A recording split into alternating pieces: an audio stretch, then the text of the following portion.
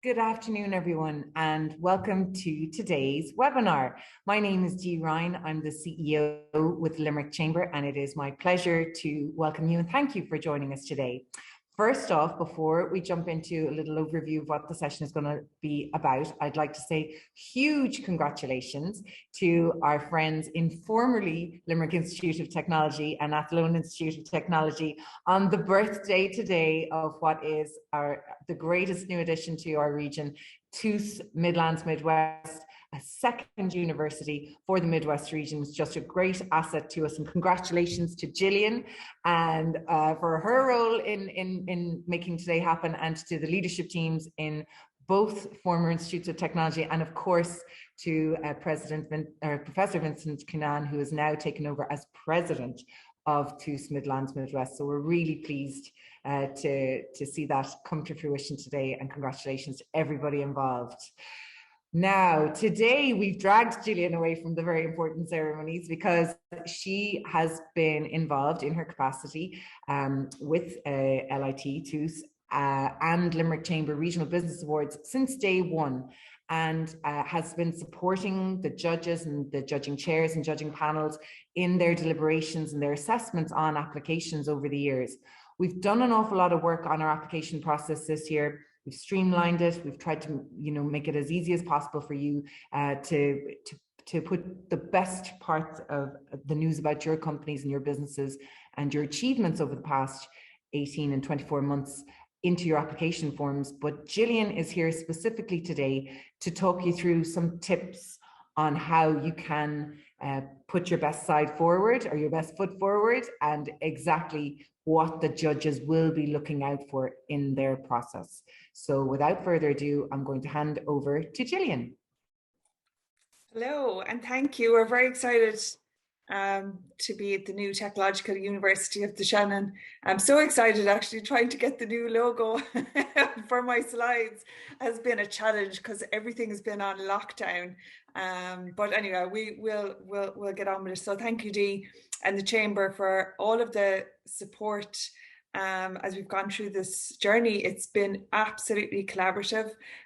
So many organisations, in particular the Chamber, would have been stakeholders helping along the way in the in the background, working with the HEA to support our I suppose our business case, our value proposition to the community in the region. So it's been fantastic to have that support, and lovely to celebrate today. So there's celebrations at LIT this afternoon. So really, I have to get used to that in TUS this afternoon. So anyway, we'll get on with this. So I'm delighted to be here and to work with the Chamber on the Business Awards again this year. These are obviously very important awards. It's been 10 years since they started here in the region, and they've always had this vision of driving development and supporting the development of companies in the region, celebrating and recognising the achievements of so many people who work so hard to develop their organisations and support their team as they grow their business and scale their business locally, nationally, globally. So always an exciting time every year for the Chamber Awards.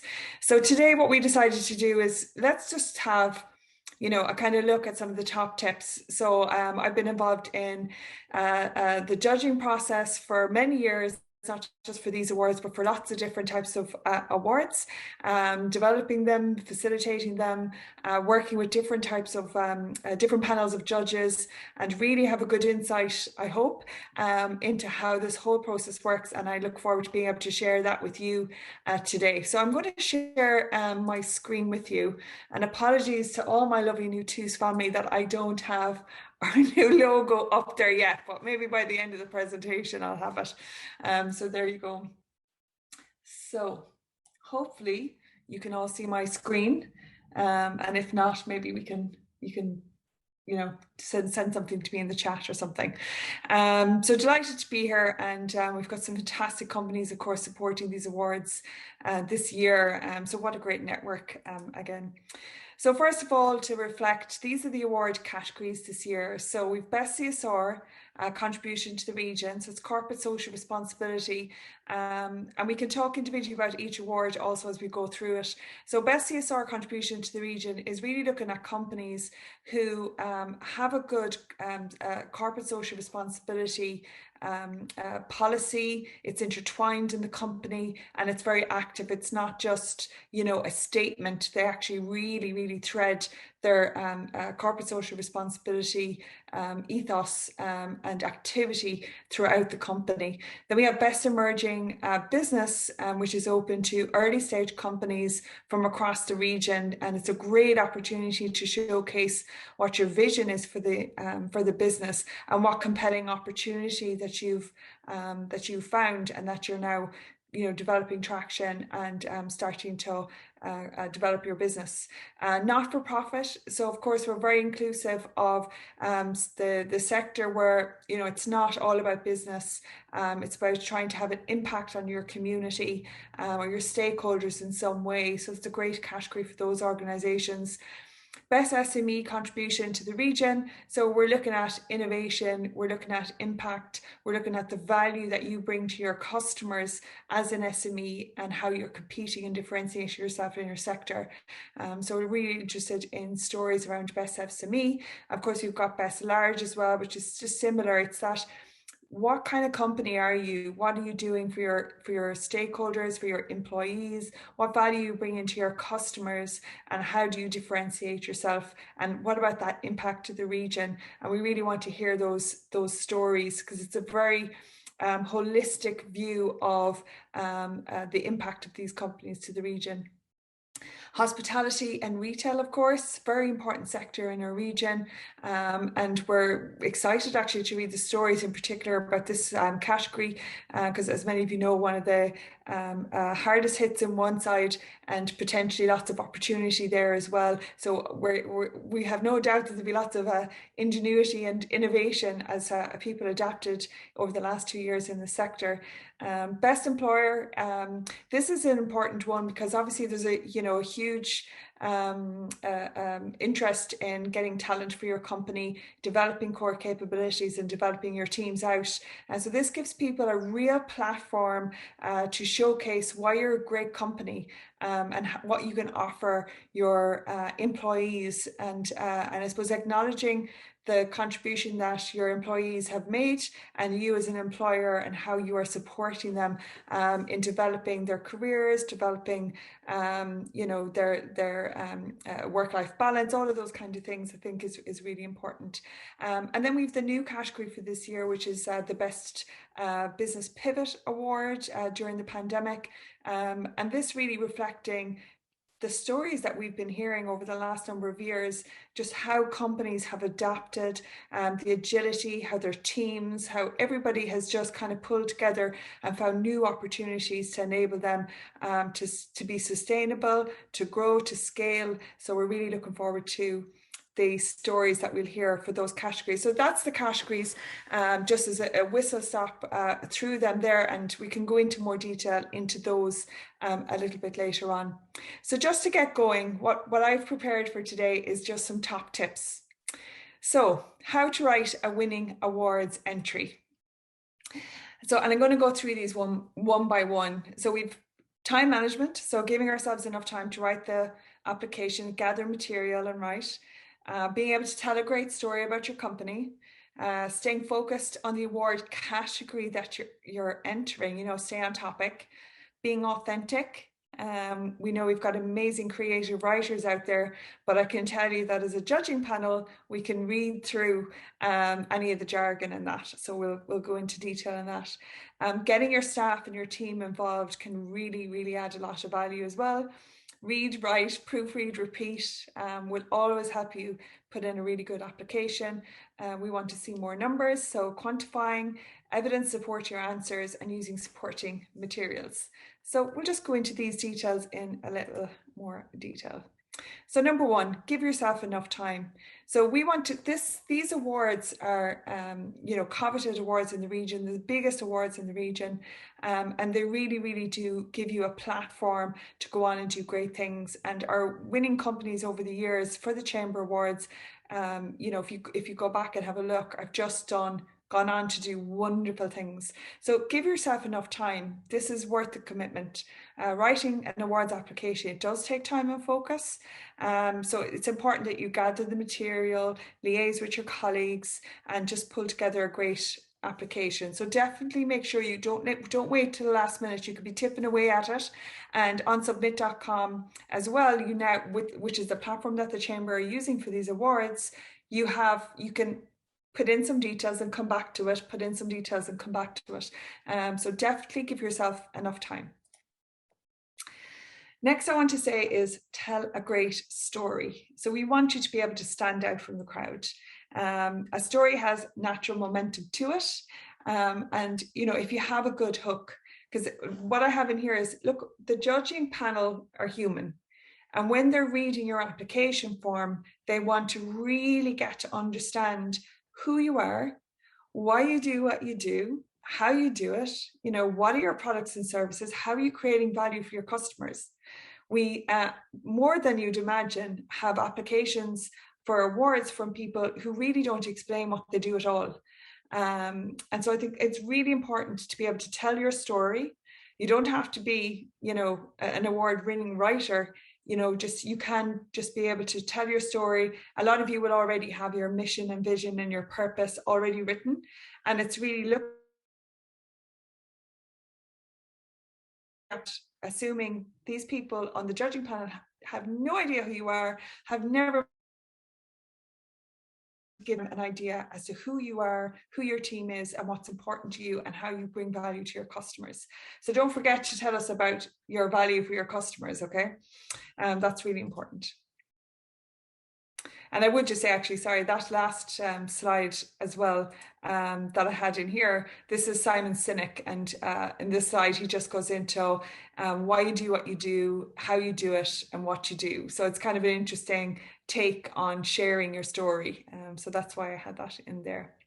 So staying focused on the award category, this is something that we see often actually, is that people apply for award but they don't quite understand what the category is about, and they tend to veer off topic and tell us about everything that the company is doing, or tell us all about the company in a very generic, general sense, but they don't really stay on topic. So for example, if you're going for best employer, we want to hear about who you are, who the company is, and and what you do for your customers, but we also want to hear very specifically what you're doing to be a great employer and why you should win that award. Similarly for the CSR, for example, and contribution to the region, why tell us about that particular category and stay on topic. And one tip I would give you is, when you look at each category, you will see a list of what the judges are looking for, and it's good to create a list of maybe of the key messages that you want to share with the judging panel that meet that judging criteria, and just check them off as you go and make sure that all the key messages that you want to share with the panel are in there, because sometimes people do lose focus. So that's important as well.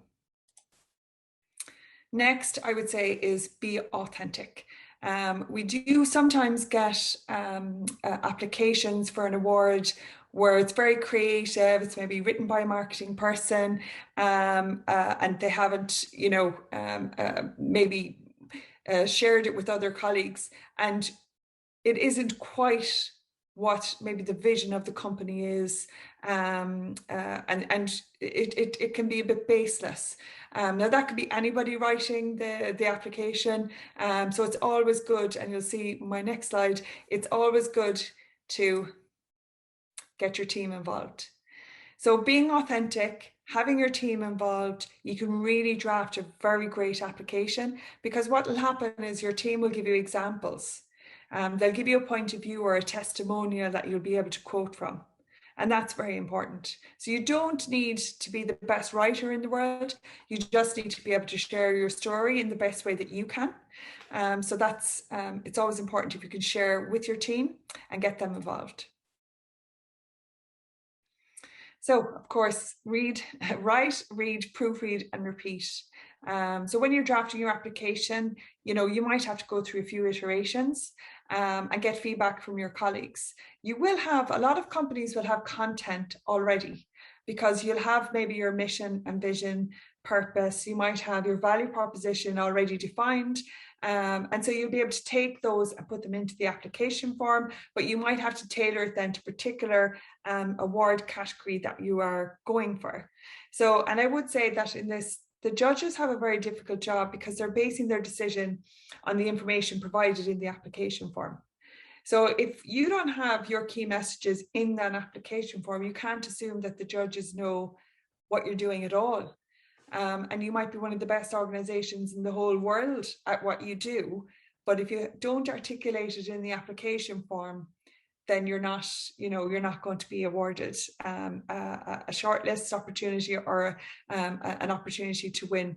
So it's important to have a clear message, share it with colleagues. You'll have a lot of content already built up, because I know that many of the companies will have this collateral already available to them, and it's just tweaking it and make sure it fits in with that award. And it's, again, just thinking about the judges and how they're going to make that decision and making it easier for them. So I love this. It's like super fantastic, awesome, so much better than anyone else. So we get lots of award or applications that say, hey, we're better than anybody, we're amazing. But it's without context. So we're kind of go, are you? Like, what do you do that's amazing? You're telling us you're amazing, but we don't know why.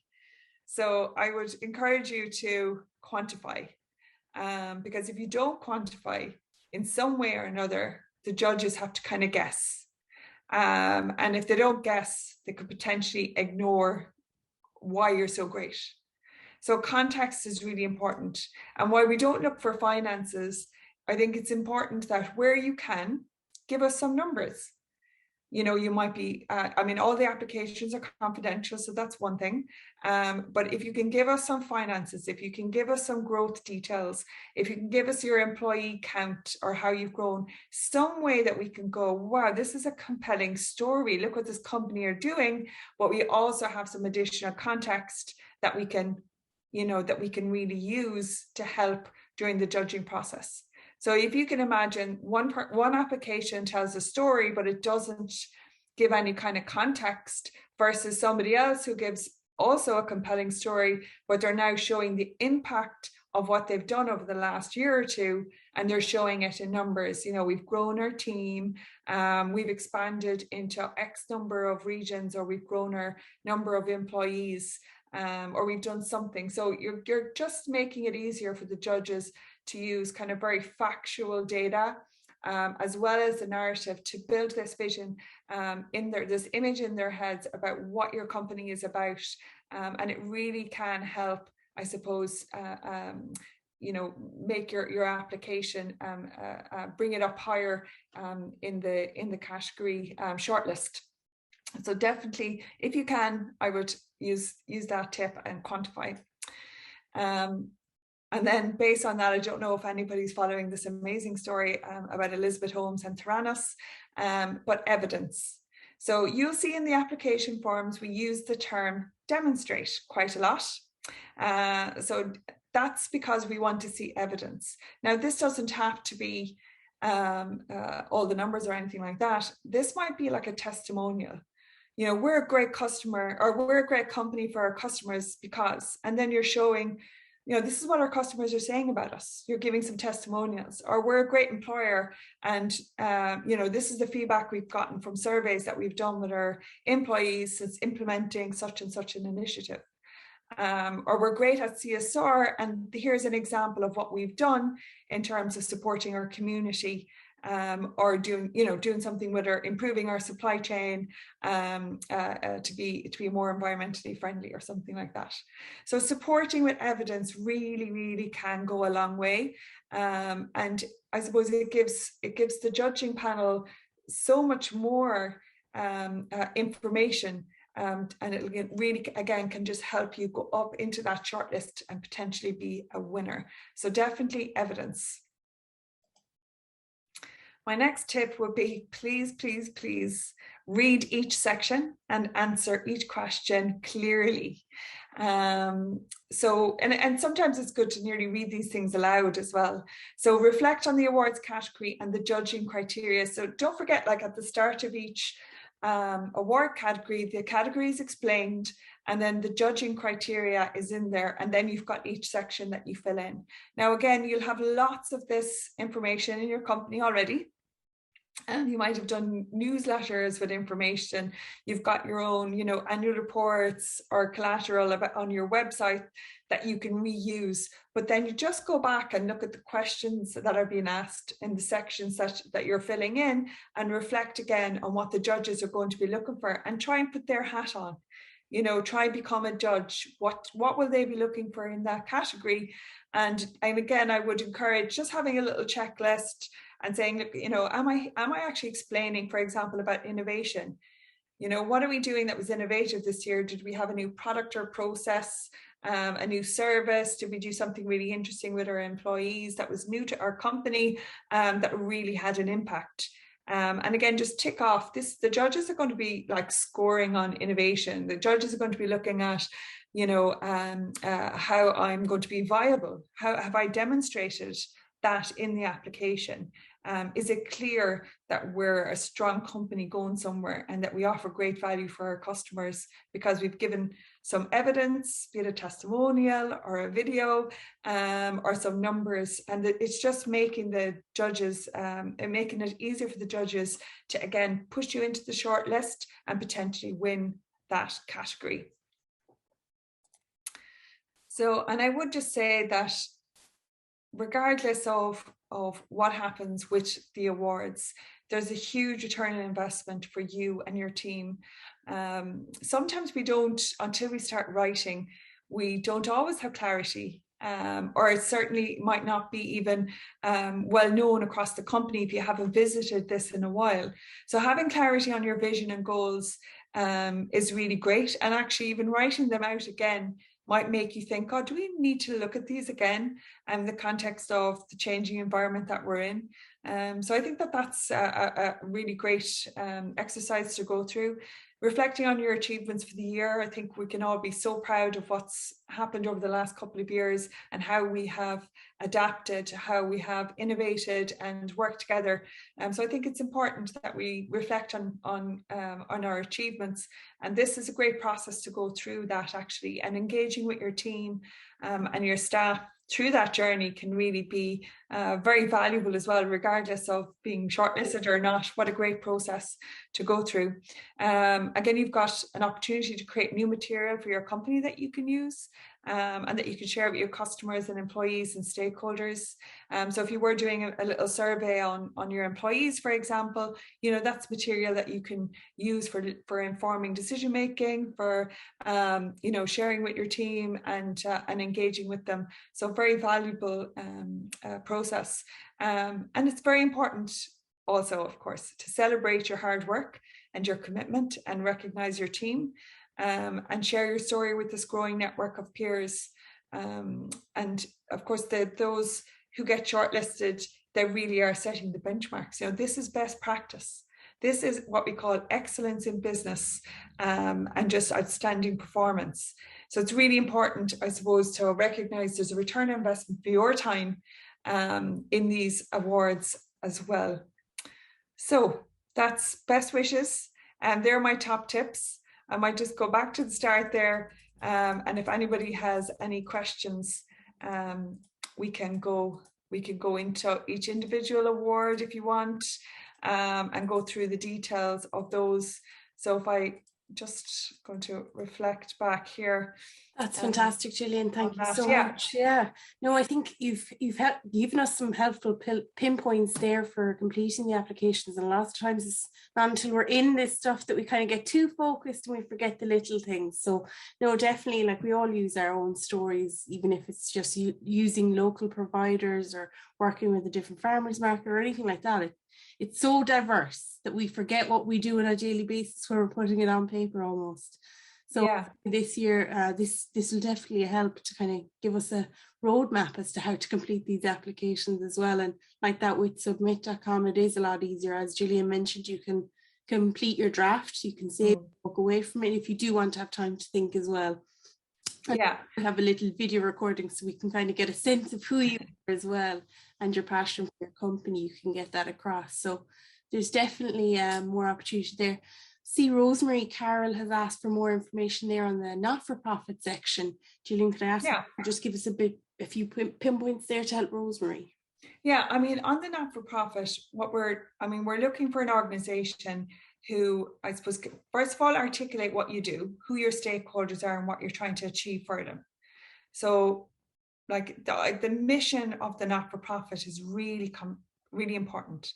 What do you do? What are you trying to achieve as a not-for-profit organization, and what impact do you want to have on your community of stakeholders, and what impact are you having? It's always compelling to hear about the challenges that you were faced with over the last year, and what you did, to counter those challenges. What was your strategy, and what was the outcome of that? What was successful, what was painful even, share that story. We want to hear, how your team overcame those challenges, and what are your stakeholders saying about you. So if you feel like, we're doing a really great job and I want to share our story, what we do is very important to our stakeholders. And then, show why it's important. If you can give us some context and say, if it's, an organization for the homeless, for example, did you know like that this is how many people that are homeless in our region? And give us some context and go, we've had to dig deep and figure out a way to support our stakeholders in the height of a global pandemic. And this is what we did. And it was really challenging, but, this is what our stakeholders said about us because of the work that we've done. And it was hard, but look at what we've achieved. And we were able to support, 20 new people because of this new strategy that we put in place. So I think it's just tell the story and just make sure that imagining that the judges never heard of you. We've got judges from around the world or around the country, so they might never have heard of you. So it's important that you're sharing a story, assuming that the people reading it don't know what you do, and then give evidence, give numbers where you can. There's an opportunity for you to share photographs, videos, there's things like that you can also share that helps a judging panel to understand what you've achieved. So that is, and I don't know if you're like, if that answers your question, then great. If there's anything else you can. That's perfect, Gillian. Thank you. And like that, just to hit on another point you've made there for just kind of communicating your brand and your brand identity. And we will have a webinar with the Communications Clinic, which will be available next Friday for that as well. I've seen Sappy there with that question as well. So if anyone has any more questions, you can pop them into the chat feature, the Q&A feature. But I think that's pretty much giving us an overview on the various categories and how to kind of make yourself stand out and how to kind of approach it with a thought. Yeah. And if I could just add, I suppose when we're sitting down with the judges, so everybody has time to read the applications, and in the context then of that category, we want to be able to read the story and understand what this company, this organization is all about, and just having those examples or making sure that you've got some context really helps bring all of that alive. And it can be simple things like a testimonial or a video or an image, or some numbers that will just help you stand out from the rest. So focusing on the topic, on the award category, making sure you put in the kind of key details about who the company is and what they're trying to achieve, and then just telling your story and be authentic. I think that will really get you over the line. Yeah, kind of personalizes for the judges. Oh yeah, actually reading about, yeah. Well, I'd say what happens often is that the judges, you might have applications that are very close. And you go, God, they're so interesting. But then if you look at one versus the other, it might be, well, they're telling us that they're great, but we don't really know why they're great. It sounds amazing, but we've no real examples or anything like that. And that could just be the one that tips you below the shortlist, or just is the reason why you didn't get the win. So don't let that be the reason. Try and give some context, and definitely do checklists and things like that. There's just some good habits, I think, when you're writing applications, to make sure that you stay focused. Definitely don't make any assumptions. I think that's the key. Oh yeah. No, that seems to be all the questions there, Gillian. I think you've answered them all, and you've given us a roadmap. So definitely we can use it going forward. And like that, if anyone does want to view this webinar, it'll be on our website. Paula has just popped in a question there. Can you please touch on the judging criteria, where these are located, etc.? So I can tell you on submit.com, they're there on the first page, just the criteria section. But Gillian, if you want to kind of elaborate on why the criteria. Yeah, I can. So at the start, actually, what I'll do is let me just pull up one example here. So, so that we have, let me see. Because we were talking about the not-for-profit, I'll just bring that one up. Bear with me now.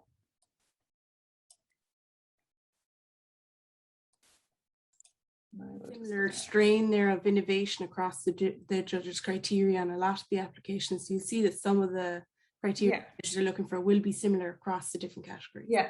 So you'll see here, like this is our Word document now, but obviously it's up on submit.com.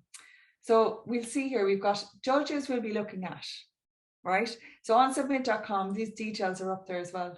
So these are all weighted equally. Right, so we're going to be looking at the sustainability and the development of the organization. So again, here we have the word demonstrate, that it took significant measures, and this is economic sustainability, because not-for-profits it can be really difficult sometimes for them to ensure their revenue streams are secure.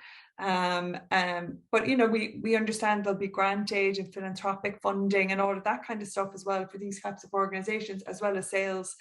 And different types of models. So we're interested in sustainability and development. How is this not-for-profit really looking after itself to make sure it's sticking around to support its key stakeholders? Innovation and adaptability. So like, how is this company embrace innovation to help drive and support its stakeholders? Now this might be, they've developed engagement online, or they were really creative in how they support a particular need, because they were faced with a major challenge that they had to try and overcome some way, and so we're hearing stories about that. I think everybody had to adapt during the pandemic, so we would imagine there'll be some stories around how people adapted. What's the compelling need? So for this not-for-profit, the judges will be looking at, are you demonstrating why your service is compelling, that it's important for your stakeholders? So they'll want to hear about that. And then how you're engaging and collaborating with your community of stakeholders across the region. So are you silo and just head down and doing stuff on your own, or are you doing something that engages your community and key stakeholders, so that collectively, there's a group of stakeholders addressing the compelling needs that you're addressing, or if you're not, if there's some reason why you're not, that you just share that in the document. So the judges are using these 4 areas. Also, we have social impact here as well for this one. So what's the impact, the positive impact you're having on your stakeholders, and the future development and governance. So what do you, what's your vision for the future, for example? So they're the kind of key things. And within each category on submit.com, you will see this is what the judges are looking for. And so that's what you need to do. When we're going through each application form, and when we're trying to say, well, where does this lie in the scheme of all the other applications, we're looking at these areas. And we're saying, is this being demonstrated? Is this a sustainable organization? Is it impactful? And is there evidence of that? And again, you'll have lots of information yourselves already, and you might just have to pull together the examples or testimonial or something like that to show the judges that this is something that's working really well for you. So I hope that answers your That's perfect. You've given the highlight, and Orla, you'll see there, and I'll populate everyone with the links to the applications after this webinar as well. We'll also be issuing out the recording as well for all, just so when you are completing it, you can go back to reasons why. And I would just say to you, like, you have to remember, right, we're all human, and we can only go on the information that we have. So we have the information that we have and the kind of the facts and the story around it. And then you've got what people might understand your sector to be. So do as much explaining as you can, and give as much context as you can, to help the judges to really see the value that you create. So, you know, feel free to link to things or put photographs up. But, you know, I suppose that there'll be so much time as well. Like, so there's no point in saying, here, have a look at every page on our website. You know, try and be focused and say, here's an example, here's a photograph, here's an example, here's a testimonial. And that really helps with the process as well. So yeah, I can't believe I'm asking you to empathize with the judges and to imagine that you're a judge and what you might look for as well. The clarity, no. Yeah. Oh yeah, the clarity really helps. But yeah, you don't have to be the most amazing writer at all. I mean, if you've got a quote there from a stakeholder, a customer, an employee, that's compelling. It's going to really make a mark on your application, you know. Oh, that's perfect. Thank you so much, Gillian. I think that's it for the questions for the time being, but I like that if anyone does have any more questions, you can email either myself or Gillian about any of the applications if there's anything you're stuck on. So I'll drop our emails there in the no, absolutely. And best of luck to everyone.